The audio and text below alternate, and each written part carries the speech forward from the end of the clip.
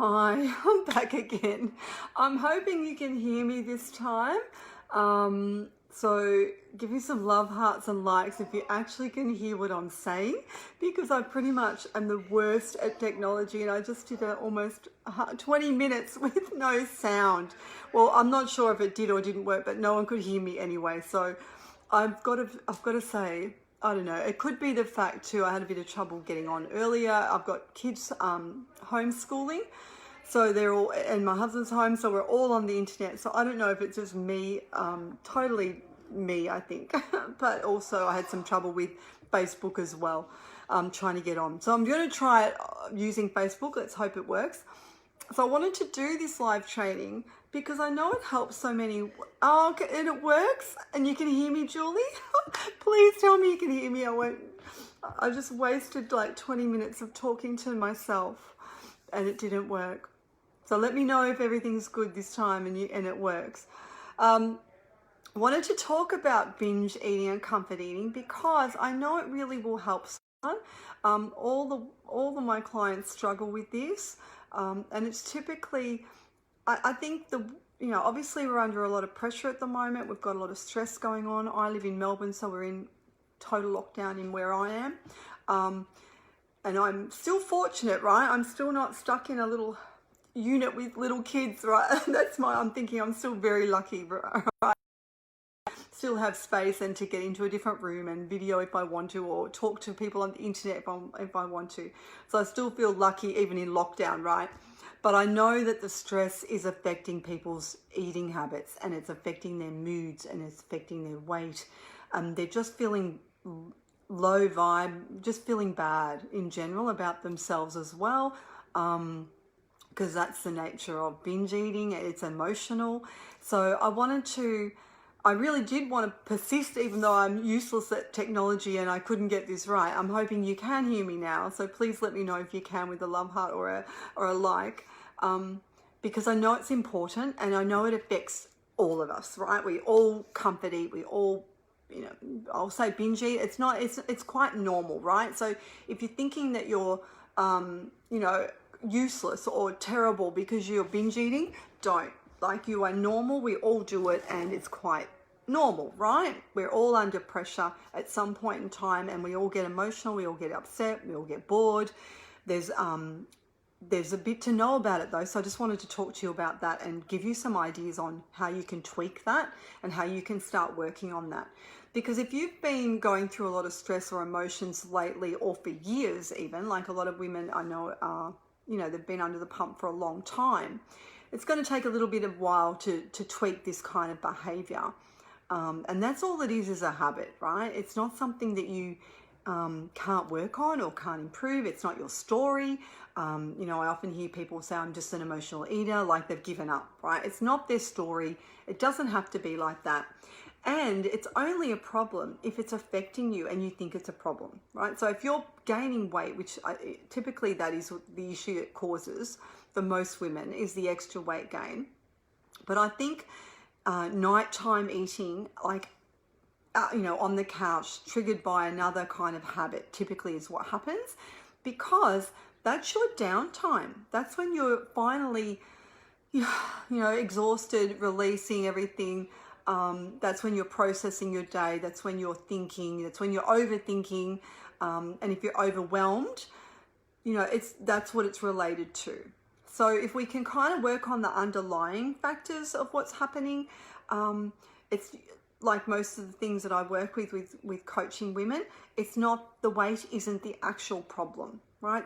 The weight is the outcome of not looking after themselves, the outcome of poor choices, the outcome of feeling bad about yourself, right? Not feeling good enough, people pleasing. There's a whole heap of things that happen in there. So I help women with, I'm a weight loss coach and a personal trainer and a health coach, but I'm really interested more in, like, the way that we work is working through the mindset, because that is sort of controlling everything you do, right? And if you are happy, you are more likely and more motivated and more inspired to look after yourself, right? And that's my theory, and that's my principle, and that's how I coach. So we go kind of we don't, yes, we look at the habits and we tweak the exact things you need to do, right, on a practical level, but I want to know what's happening underneath. I want to know what's going on to make you fatigued and overwhelmed and exhausted and teary and choosing, other people over you and choosing to give your power away. I want to know all that stuff, because that is why the weight comes on, right? Does that make sense? So binge eating and comfort eating is just is no different. It's more like, especially comfort, that's what it's about. Our brain is looking for happy. It's looking for happiness. It's looking for joy. It's looking for fulfillment. It's either bored, overwhelmed, stressed, upset. It's it wants to feel better. It wants you to feel better, right? It's the only reason this is happening for you. And if we can tweak the foods that you're choosing, so that also helps, because if you're choosing better options, then there's no guilt and shame around that, right? And hopefully a less chance of gaining extra weight. So that's one thing we do. Secondly, by tackling the reasons you don't feel good, or don't feel good enough, or are giving your power away, or just in general are not active, not fueling your body, you're not giving yourself self-care. If we can tackle those issues as well, that's another way that will help.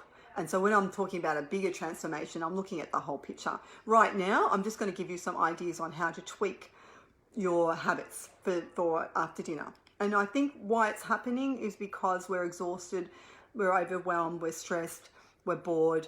Especially being in lockdown, there's more chance that you can go to the kitchen anytime you want, right? You're working from home. And you're probably juggling too many things. So multitasking, being mindless. There's a few reasons, right? So I'm going to talk to you a little bit about what you could do, and maybe some strategies around this for you. So one thing is being mindful, right? So being mindful about what you're eating. You're choosing the food you're going to eat. You've actually put a bit of thought into it. You've prepared the meals. You've prepared your snacks. Being mindful and not eating with multitasking, not eating, watching telly, just mindlessly finishing a packet of chips. I think just being more aware and choosing what you want to eat, right? So not doing it mindlessly. If you've had a bad day, you might come home and you might go through, "Hi Arlene, can you also hear? I just did 20 minutes without no one hearing." So give me a thumbs up or a like a love heart or something if you can hear, so I don't waste all the energy talking to myself. So yeah, mindful eating. So choosing what you're eating, controlling your portion sizes. Eating slower is really important too, because our brain is wired to talk to our stomach, right? But if we've shoved it down so quickly, there is no time to tell your brain that you're full, and you've already eaten it. It's already in there, right? So you really need to be able to, that's also part of the hormone thing. When you're getting healthy and eating well, your hormones will talk to each other, and you will know when you're hungry, you will know when you're full. But when those hormones are out of whack, like all our hormones from stress or menopause or different reasons why this happens, typically stress is the biggest one, those hormones don't talk to each other anymore, right? So that's something that can be reversed. Obviously, it's not a problem, but by being more mindful, eating slower, giving your body time to enjoy the food, and also to tell your brain that you are full. Yeah, so that's really important, or tell your stomach that you're full so you don't overeat. And then you're also not just, like I said, mindlessly finishing off a packet of chips and then feeling guilty about that, yeah, because you've actually chose the food. So what I tend to do to help clients is I recommend that they plan their dessert, if you like, whether it doesn't have to be sweet, but they plan it. So when they're doing dinner, if they're going to eat after dinner, because I don't recommend cold turkey for most things, it doesn't work. So we tweak, we swap, we sort of take the interest away in the end, the power away from it, so you no longer need it. But to decide that you're just not going to have any more chocolate or any more wine anymore, or whatever it is, it just doesn't work. So we don't do cold turkey.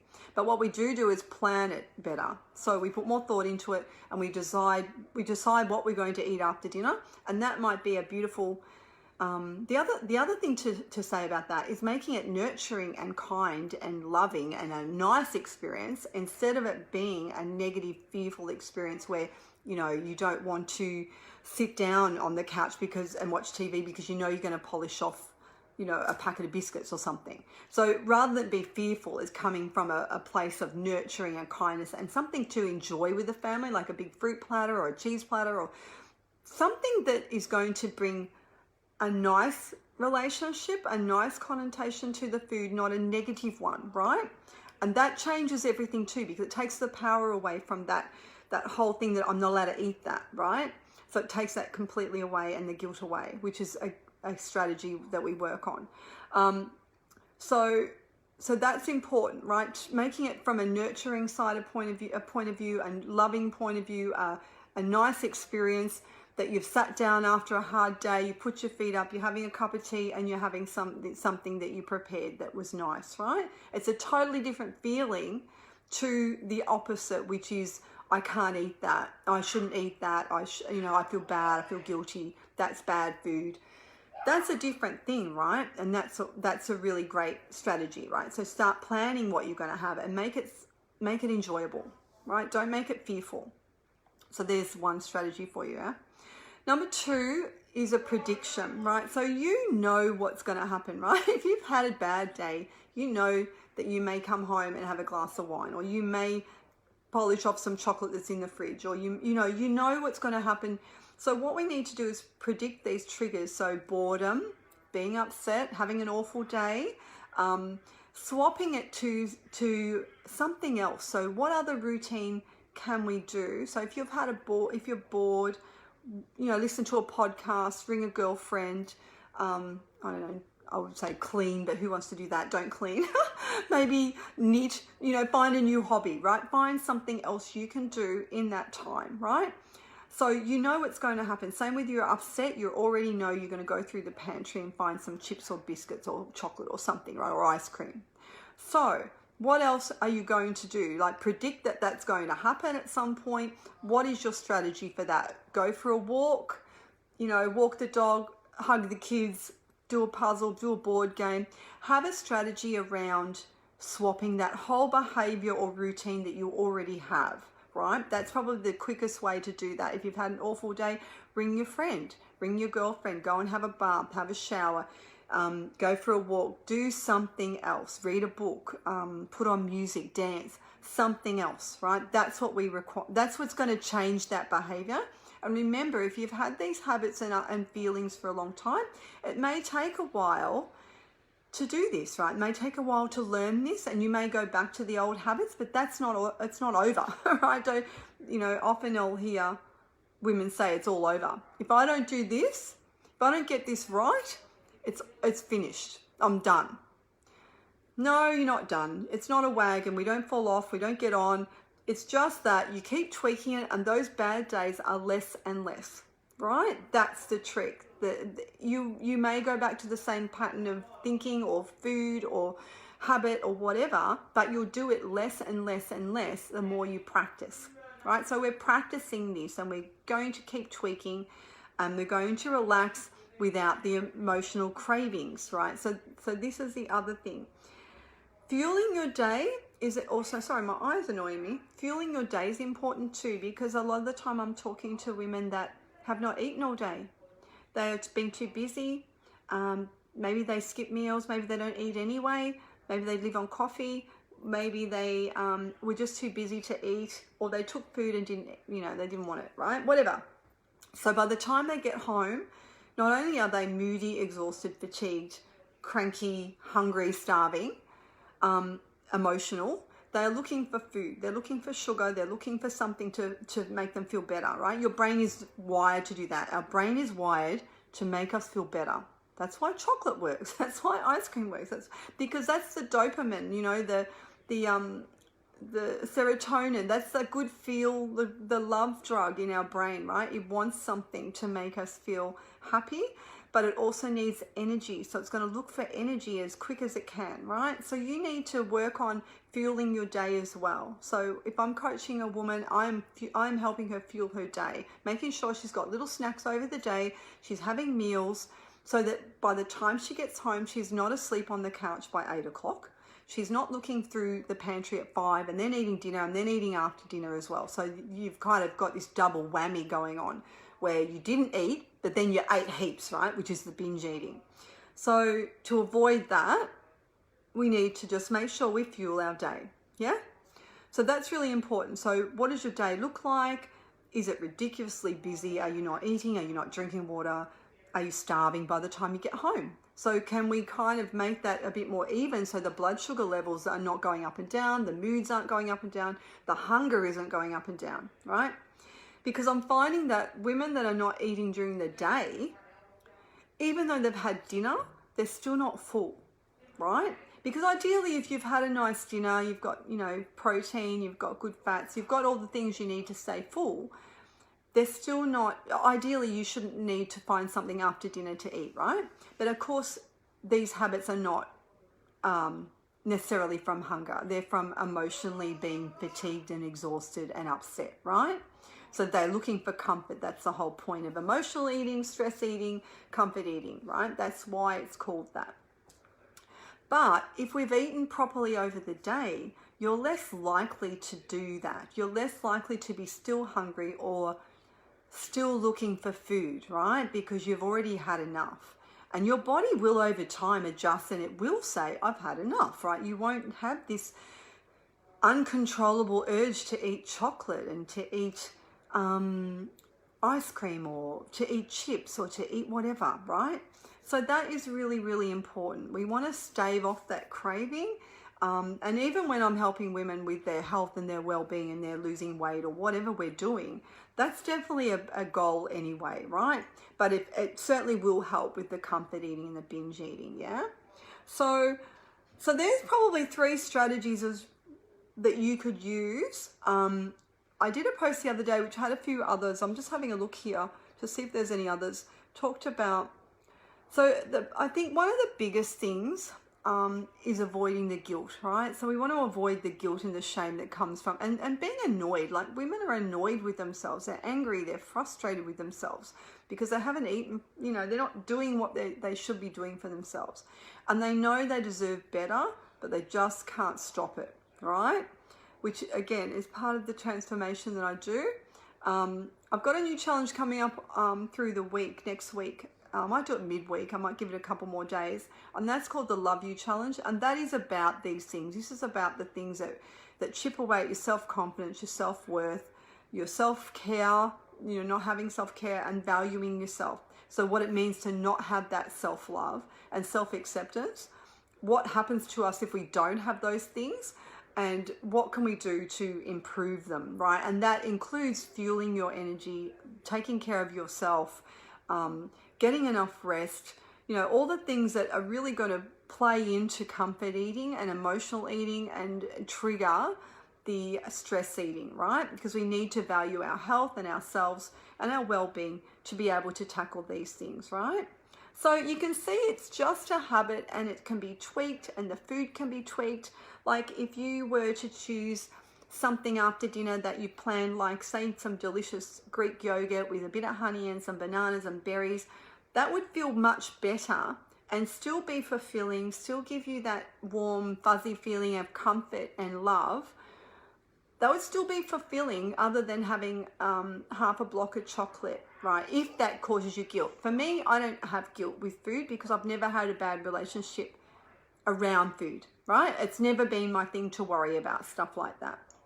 And that's what I want to share with you. That's what I want to teach you, that it is possible not to be judging yourself, judging food good or bad. It is possible not to have this ongoing drain of energy, right? Imagine if you could not think about this stuff anymore. If you had the energy to put into yourself and into your loved ones and into your passions and to other areas of your life, your business, your family, your home, and the energy wasn't being drained about thinking about food, thinking about your weight, hating yourself in the mirror, all those emotional things that are a total drain on your life, right? They just are just tiring and a waste of time, right?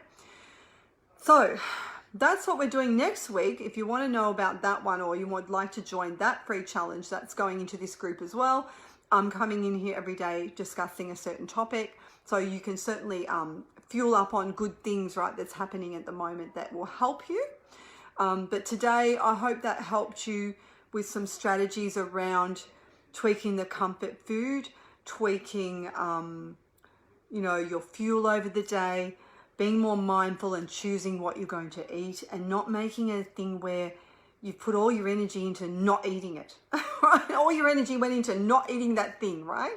We don't want that. What if we could tweak that for you? And sure, eventually we take the power away and you don't want it, but that's not going to probably happen at the start. And so I think being realistic and not making yourself go cold turkey and then feeling like a failure because you couldn't do it, because no one does cold turkey well, and it doesn't work, right? I don't believe it works. You are better to be more logical about this and be more thoughtful and put more effort into tweaking and swapping and relaxing, right? Doing good things for you than trying to control everything, right? And I think this is like a control thing as well, because say you're out of control at, you've got overwhelm at work, you're out of control with relationships or family, or at the moment, especially with all the stress and the anxiety that's we're stuck inside, that kind of thing. You're trying to maybe use control over the food, right? So there's another way, there's lots of things you can release and let go of, if we can at least take some of this away and give you comfort in other routines, creating different routines for comfort, dancing, puzzles, friends, calling a friend, listening to podcasts so that you actually work on your mindset. So I use I follow quite a few different coaches, and I love listening to the mindset work because it totally changes everything, right? I like listening to that when I'm going for a walk, if I'm cooking, like whatever it is, like if there's something I want to catch up on, like I know that some people tune into my lives all the time or my videos, and they'll use them as they're getting ready, for work or the kids or whatever, or in the car. Not watching the phone, just listening to it, right? You're not allowed to you're not allowed to watch the phone in the car, right? We know that, yeah? Before you say anything about that. So yeah, there's other things that we can do. And so swapping that routine and making that an enjoyable feeling instead of an experience that you fear or you avoid.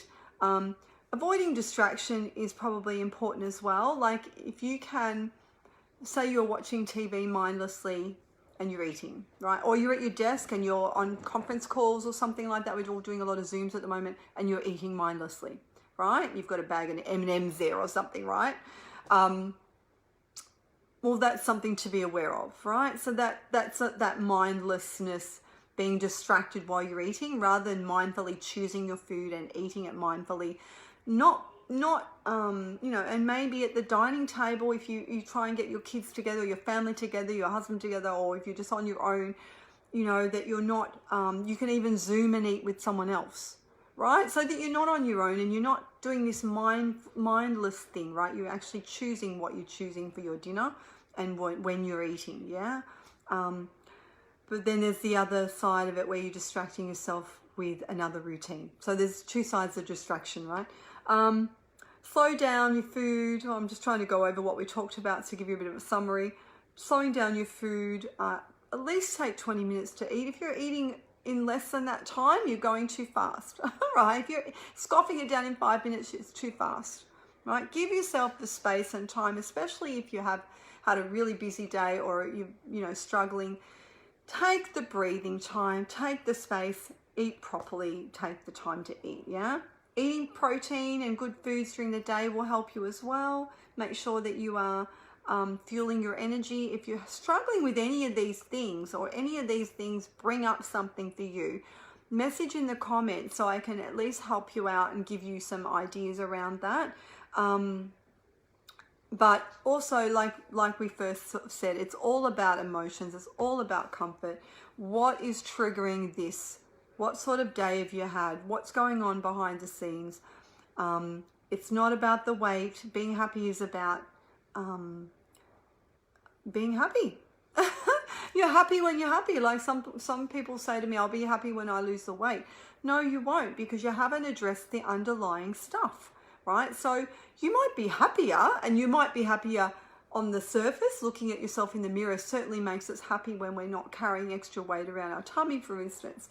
But if we're not doing all the things that make us healthy and happy, we're not going to address those tummy issues at this point. It's going to be too hard to get rid of that because we're not doing the things we need to do to make that happen, right? And like I said, when you're happy, I said this at the start, if you're just tuning in, if you're happy, you're more likely to do the things, right? You're more likely to eat well. You're more likely to make yourself nice meals. You're more likely to go to bed earlier so that you're rested. You're more likely to be kind to yourself and have better self-talk, right? If you're miserable and unhappy, you're going to be hammering yourself with low energy, poor choices of food, not moving your body to feel good, but maybe punishing your body instead, or starving yourself because you're on a diet, or you are paying out on yourself with shit self-talk, right? So there's lots of things that go on when you're miserable and unhappy, right? How do you move forward from that space? You need to change something, and it's being happy and doing things that don't rely on food for happiness, which is what your body's doing because we're programmed that way. It's looking for it.